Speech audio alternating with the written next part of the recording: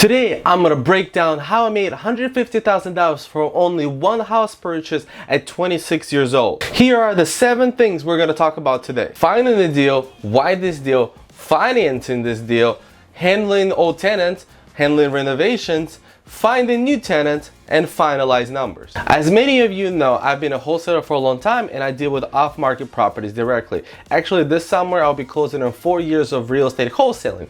But for the past 2 years, we've been using the off-market systems that we have to actually find deals for us and our family. This property is no different in that regard. However, it is a very unique deal as well. When we set up to find a home, we knew we wanted a multifamily for the cash flow and for the good investment purposes.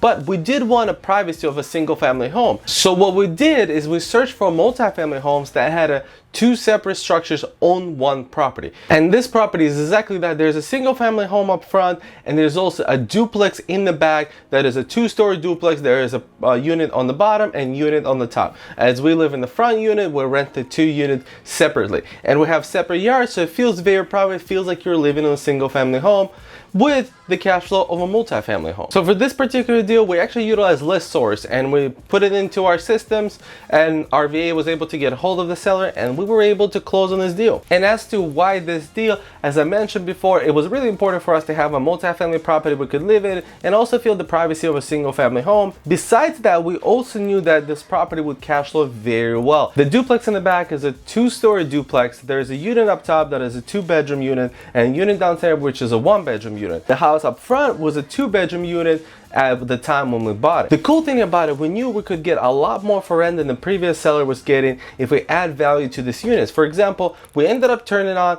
one of the rooms this front house had into a separate bedroom and an extra bathroom. The total rent for the duplex we knew would be about $4,000 when we rented out and updated.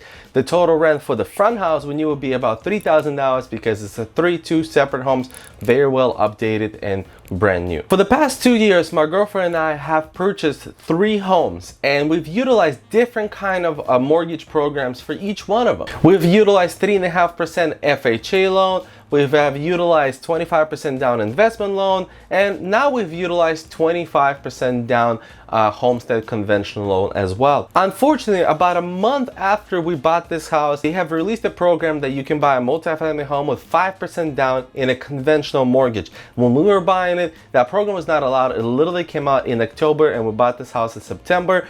So that was a little bit unfortunate timing. However, we know that this is going to be the next program we're going to use when we buy our next home. When you're buying a house you're going to live in, I think there are a lot of good conventional FHA mortgages. You just have to use them correctly and you have to buy the correct properties for you to be able to cash flow and for you to be able to actually build wealth and not to have a liability burden from a home. Handling old tenants is actually a very complicated topic because a lot of investors that you deal with are not even going to consider investment properties if they have tenants in place.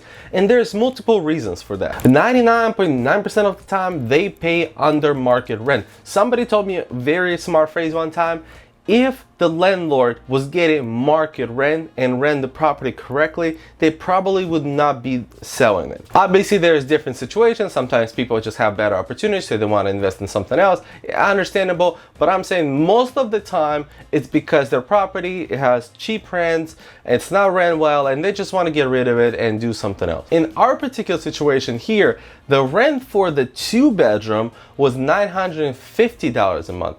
The rent for the 1-bedroom was $700 a month. So it was absolutely insane. When I get to the section talking about what we rented out at currently, you guys will be very shocked. Reason why number 2 a lot of investors avoid it is because the tenants are not screened properly. You don't know who lives in your property if the landlord didn't run this as a business. If they didn't do proper screening, they just accepted them. And this is exactly what happened in this house. There was a tenant living there that the guy said, I just gave him a chance. The guy ended up being a hoarder. The house was absolutely cluttered and it was so much work to bring it up to standard. So unfortunately that does happen, and that's why a lot of investors are not willing to buy with old tenants because they do not trust that the previous landlord did their due diligence when they were renting out to a new tenant. And reason number 3, even though it's kind of stems from the first 2, its eviction process is not an easy and simple process. Eviction is not pretty and not a lot of landlords even want to go through that. We have personally never had to do eviction. However, I have bought properties that the sellers were going through an eviction process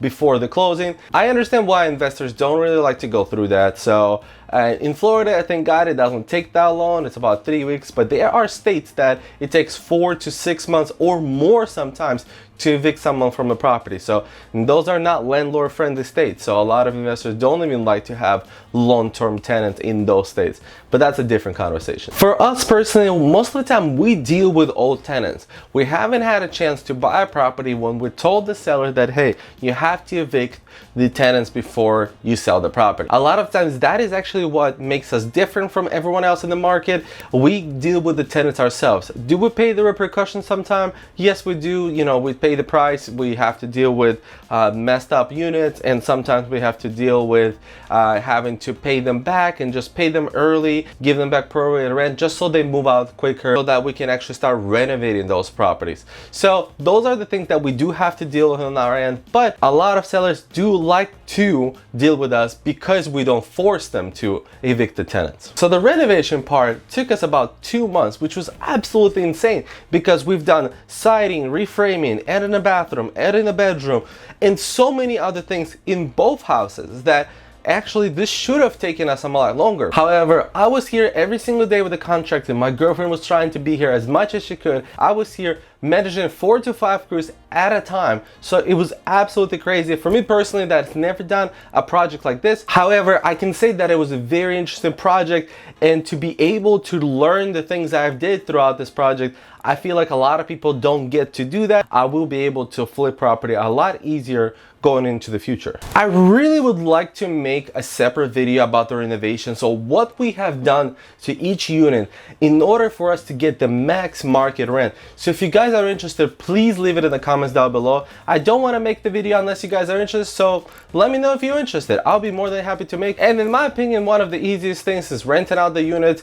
Honestly, after all the renovations, renting out doesn't seem that difficult. It was a little stressful because we spent so much money on the renovation, but I think it worked out very well. We were able to rent out both units within 2 weeks. We were able to get for the 2-bedroom $21.50 and for the 1-bedroom $18.50. So the total rent for the duplex is $4,000. So we're very, very happy that we were able to get a deal like that. All right, so we're at the end of the video, so let's get to the fun part. Let's get to the numbers and explain to you what were the purchase numbers, what were the renovation costs, and what were the rent. The house was purchased at $625,000. The renovation cost that we put into this property is $80,000. And like I said, it was a lot of money and a lot of different projects. The cool thing is when we bought the property appraised for $705,000 at the time of purchase in the shape it was in with the renters that were in place. So that is so crazy because we were able to create a property that is fully renovated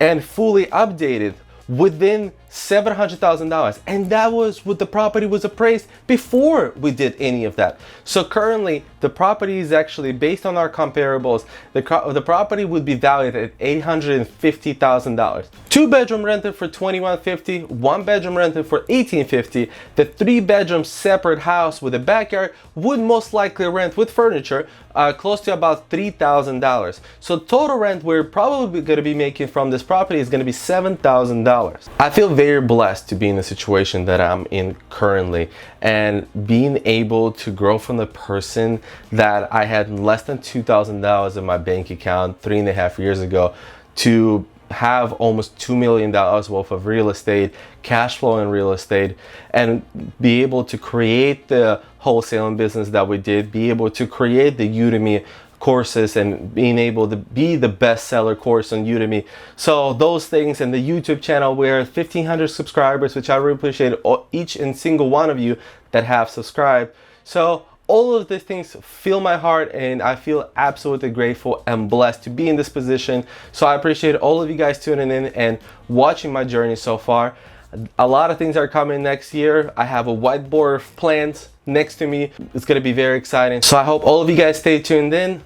And as always,